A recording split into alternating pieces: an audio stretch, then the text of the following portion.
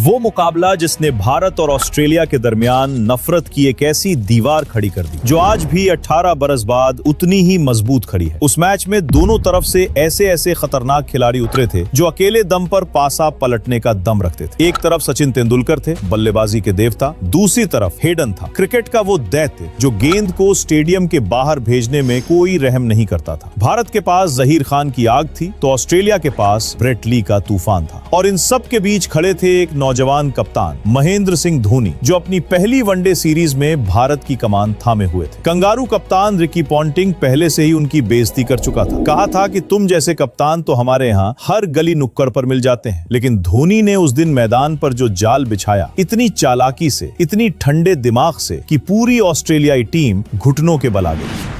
भारतीय कप्तान महेंद्र सिंह धोनी ने टॉस जीता और बिना एक पल सोचे पहले बल्लेबाजी करने का फैसला सुना दिया। सचिन तेंदुलकर और सौरव गांगुली, भारत की सबसे धाकड़ जोड़ी, मैदान में ओपनिंग करने उतरी। 2007 वर्ल्ड कप की वो तबाही अभी भी जहन में ताजा थी जहां भारत पहले दौर में ही बाहर हो गया था और सचिन को बुरी तरह शर्मसार होना पड़ा था। लेकिन आज एक बार फिर उन्हें ओपनिंग की जिम्मेदारी सौंपी गई थी। ऑस्ट्रेलिया की तरफ से नई गेंद थामी उनके सबसे खतरनाक हथियार ब्रेट ली ने। वो दौर ही ऐसा था जब ली की 150 किलोमीटर प्रति घंटे की रफ्तार बड़े से बड़े बल्लेबाज की हिम्मत तोड़ देती थी। लेकिन दादा उस दिन कुछ और ही मूड में आए थे। पहले ही ओवर में उन्होंने ली को फाइन लेग पर एक जबरदस्त चौका लगाकर बता दिया कि आज वो पीछे हटने वाले नहीं। मगर दूसरे ओवर में नेथन ब्रेकन की एक गेंद अंदर आती है और सचिन के पैड से जा टकराती है। कंगारुओं ने जबरदस्त अपील की। एक पल को तो पूरे स्टेडियम की सांसें थम गई क्योंकि अंपायर स्टीव बैकनर खड़े थे। वही बैकनर जिन्हें सचिन का सबसे बड़ा दुश्मन माना जाता था। लगा कि उंगली उठना तय है, लेकिन उस दिन बैकनर ने नॉट आउट दे दिया और सचिन पहला जीवन दान पाकर बच गए।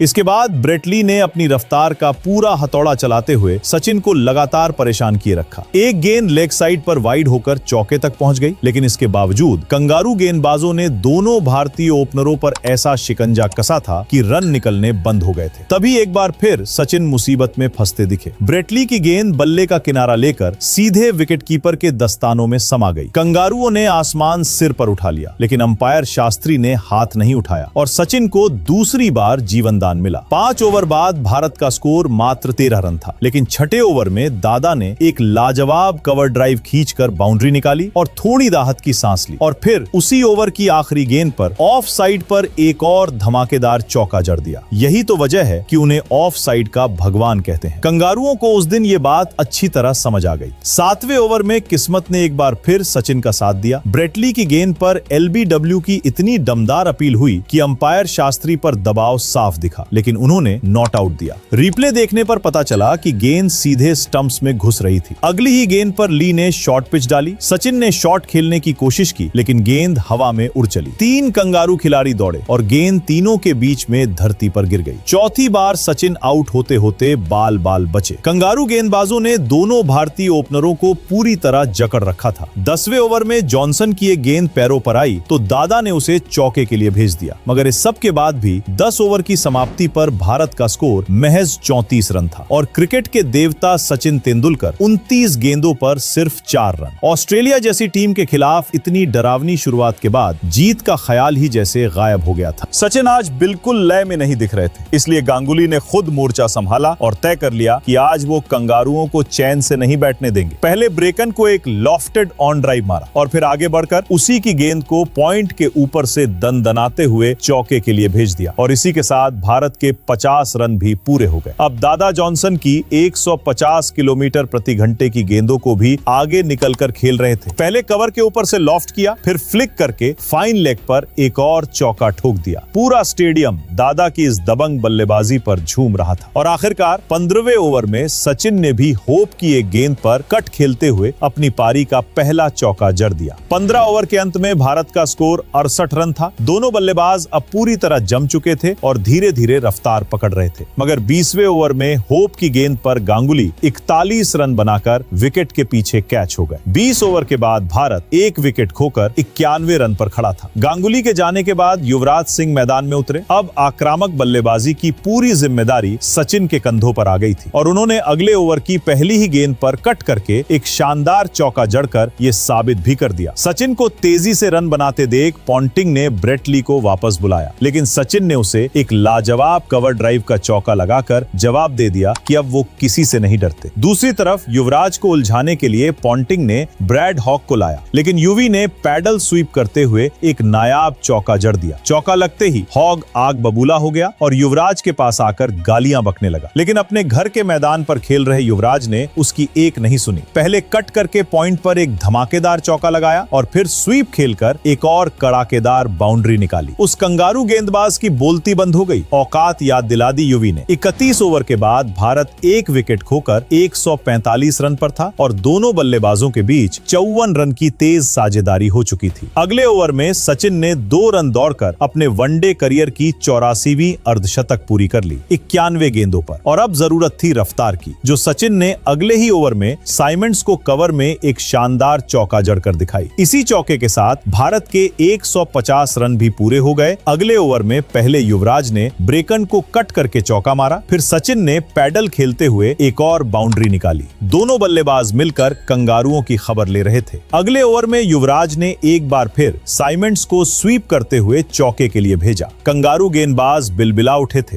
35वें ओवर में भारत 172 रन तक पहुंच चुका था, लेकिन अगले ही ओवर में युवराज ने एक बड़ा शॉट खेलने की ललक में होप की गेंद को हवा में उछाल दिया और पॉन्टिंग ने कैच लपक लिया। अब मैदान में उतरे भारत के कप्तान MS धोनी और सचिन धोनी की जोड़ी ने मिलकर ऑस्ट्रेलियाई गेंदबाजों की वो कुटाई शुरू की जो देखने लायक थी। 40वें ओवर में सचिन ने होप्स को एक लाजवाब पैडल स्वीप से चौका लगाया और फिर उसी ओवर की 5वीं गेंद पर धोनी ने अपनी पूरी ताकत झोंकते हुए एक कड़ाकेदार स्ट्रेट ड्राइव मारी। गेंद गोली की रफ्तार से सीमा रेखा के पार चली गई। धोनी अब पूरे तेवर में आ चुके थे। 40 ओवर के बाद भारत 2 विकेट खोकर 202 रन पर था। 41वें ओवर की पहली गेंद पर सचिन ने थर्ड मैन पर स्कूप खेलते हुए एक और चौका जोड़ा और फिर चौथी गेंद पर धोनी ने ऑन ड्राइव के जरिए एक दमदार बाउंड्री निकाली। चौका लगते ही जॉनसन बौखला गया और धोनी को यॉर्कर मारी, लेकिन धोनी ने उसे भी स्ट्रेट ड्राइव से चौके में बदल दिया। दोनों बल्लेबाज मिलकर कंगारुओं की धज्जियां उड़ा रहे थे। 41वें ओवर के बाद भारत 216 रन पर था और मैच पर भारत की मजबूत पकड़ बन चुकी थी, मगर ठीक अगले ओवर में सचिन बेहद अफसोसनाक तरीके से रन आउट हो गए। 119 गेंदों पर 79 रनों की एक जाबाज पारी खेलकर सचिन के जाने के बाद राहुल द्रविड़ मैदान में उतरे, लेकिन रन आने की रफ्तार एक बार फिर थम गई। 45 ओवर बाद भारत 3 विकेट खोकर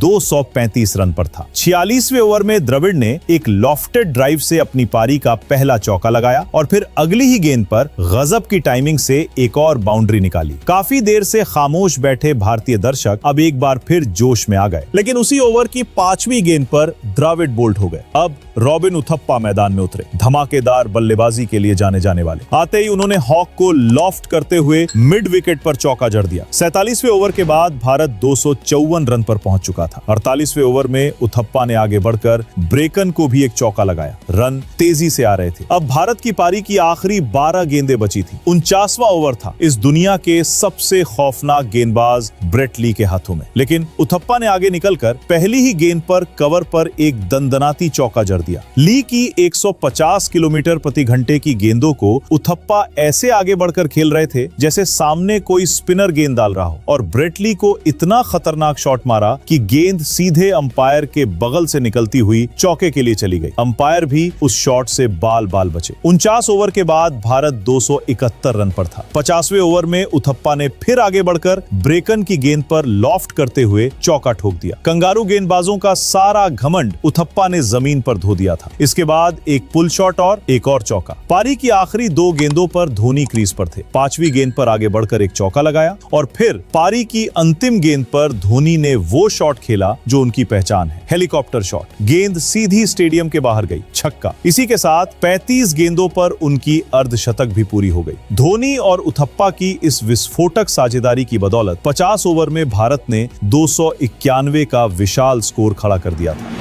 ऑस्ट्रेलिया को जीत के लिए 292 रन चाहिए थे। लक्ष्य का पीछा करने मैथ्यू हेडन और एडम गिलक्रिस्ट उतरे। क्रिकेट इतिहास की सबसे खूंखार ओपनिंग जोड़ियों में से एक, जो जहां जाते थे तबाही मचाते थे। जहीर खान ने शुरुआत में अपनी स्विंग से दोनों को थोड़ा परेशान जरूर किया, लेकिन तीसरे ओवर में हेडन ने जहीर को एक कड़ाकेदार चौका जड़ दिया। अगले ओवर में गिलक्रिस्ट ने आरपी सिंह को एक लाजवाब छक्का मारा। फिर गिलक्रिस्ट ने जहीर को पुल करके चौका जोड़ा और उसी ओवर की 5वीं गेंद पर हेडन ने भी एक शानदार छक्का ठोक दिया। ये जोड़ी खूंखार भेड़ियों की तरह भारतीय गेंदबाजों का शिकार कर रही थी। 5 ओवर में ऑस्ट्रेलिया 35 रन पर था। गिलक्रिस्ट लगातार छोटी गेंदों पर पुल खेल रहे थे। धोनी ने यह देखा, दिमाग लगाया, स्क्वायर लेग बाउंड्री पर फील्डर खड़ा किया और आरपी सिंह को शॉर्ट गेंद फेंकने का इशारा किया। गिलक्रिस्ट धोनी के बिछाए जाल में सीधे आ फंसे, पुल किया और ठीक वहीं स्क्वायर लेग पर खड़े जहीर खान के हाथों में कैच दे बैठे। ऑस्ट्रेलिया को पहला झटका लगा। अब कप्तान रिकी पॉन्टिंग मैदान में उतरे। उस दौर की ऑस्ट्रेलियाई टीम की सबसे बड़ी खासियत यही थी, विकेट चाहे गिरे, रफ्तार नहीं रुकती। हेडन ने उसी जोश को बरकरार रखते हुए 8वें ओवर में आरपी सिंह को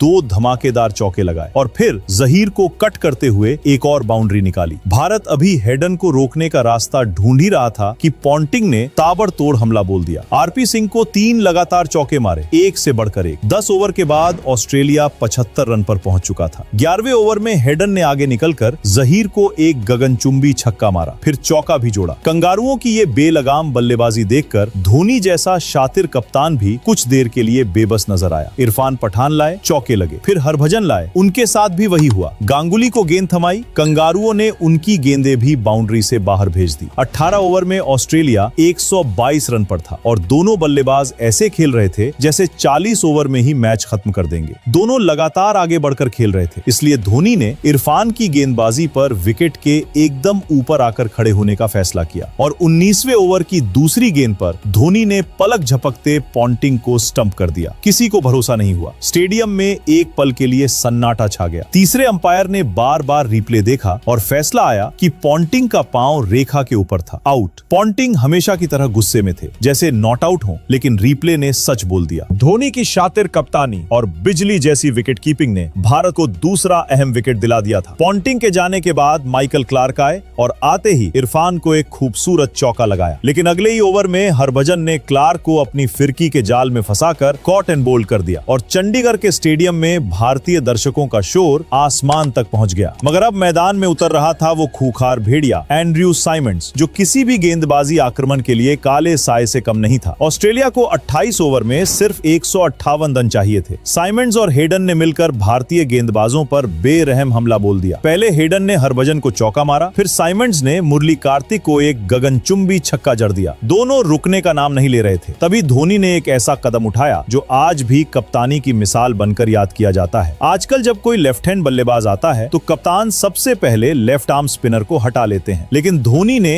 हेडन जैसे खूंखार लेफ्ट हैंडर के सामने मुरली कार्तिक को ओवर दे दिया और कार्तिक ने धोनी के भरोसे को सोने की तरह निभाया। हेडन को 92 के निजी स्कोर पर जहीर खान के हाथों कैच आउट करवा दिया। शांत पड़ा स्टेडियम एक बार फिर गूंज उठा। 34 ओवर में ऑस्ट्रेलिया 4 विकेट खोकर 191 रन पर था। 96 गेंदों पर 101 रन चाहिए थे। ब्रैड हॉज मैदान में आए, लेकिन साइमंड्स अभी भी निर्दयता से रन बटोर रहे थे। हॉज भी बीच बीच में चौके और सिंगल ले रहे थे। 42 गेंदों पर सिर्फ 48 रन। सबको लग रहा था ऑस्ट्रेलिया आराम से जीत जाएगा, लेकिन 44वें ओवर में हरभजन की गेंद पर धोनी ने लेग साइड पर हॉज को तेजी से स्टंप कर दिया। हॉज वापस जाते हुए भी हैरान था कि यॉर्कर पर कोई स्टंप कैसे कर सकता है। जेम्स होप्स मैदान में उतरे, लेकिन असली खतरा अभी भी 75 रन पर खेल रहे साइमंड्स थे। आखिरी 20 गेंदों पर ऑस्ट्रेलिया को 24 रन चाहिए थे। गेंद थी आरपी सिंह के हाथों में और आरपी ने एक धीमी कटर डाली। साइमंड्स के डंडे उखड़ गए। स्टेडियम का शोर और भारतीय खिलाड़ियों का जश्न बता रहा था कि ये विकेट भारत के लिए कितना कीमती था और अगली ही गेंद पर आरपी सिंह ने एक सटीक थ्रो से हॉज को भी रन आउट कर दिया। 2 गेंद